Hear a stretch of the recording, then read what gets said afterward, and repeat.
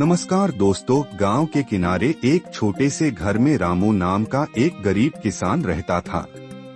उसकी ईमानदारी और नेकी के चर्चे दूर दूर तक थे।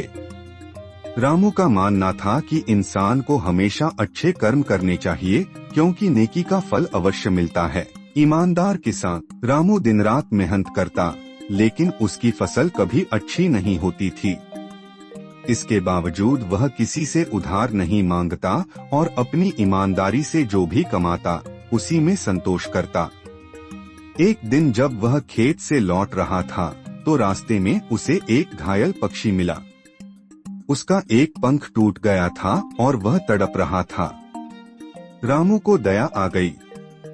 उसने पक्षी को अपने घर लाया, उसकी मरहम पट्टी की और कुछ दिनों तक उसकी सेवा की। जब पक्षी पूरी तरह स्वस्थ हो गया तो वह उड़ने से पहले रामू के घर की छत पर बैठा और मानो अपनी भाषा में धन्यवाद कहा। रामू मुस्कुराया और उसे विदा किया। वह नहीं जानता था कि उसकी यह छोटी सी नेकी भविष्य में उसके लिए वरदान बन जाएगी। संयोग या वरदान। कुछ दिनों बाद रामू के खेत में अद्भुत घटना घटी। जहां उसने पक्षी को दाना डाला था, वहां अचानक सोने के सिक्के चमकने लगे।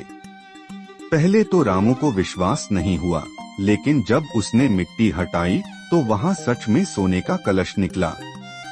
यह देखकर उसकी आंखें नम हो गईं। रामू समझ गया कि यह उसकी नेकी का फल था।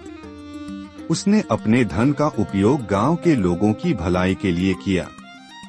गरीबों की मदद की, मंदिर बनवाया और अपनी ईमानदारी को बनाए रखा। शिक्षा। इस कहानी से हमें यह सीख मिलती है कि अच्छे कर्मों का फल अवश्य मिलता है। जब हम बिना स्वार्थ के किसी की मदद करते हैं तो ईश्वर हमें अप्रत्याशित रूप से आशीर्वाद देते हैं। नेकी कभी व्यर्थ नहीं जाती, वह किसी न किसी रूप में हमें लौटकर जरूर मिलती है।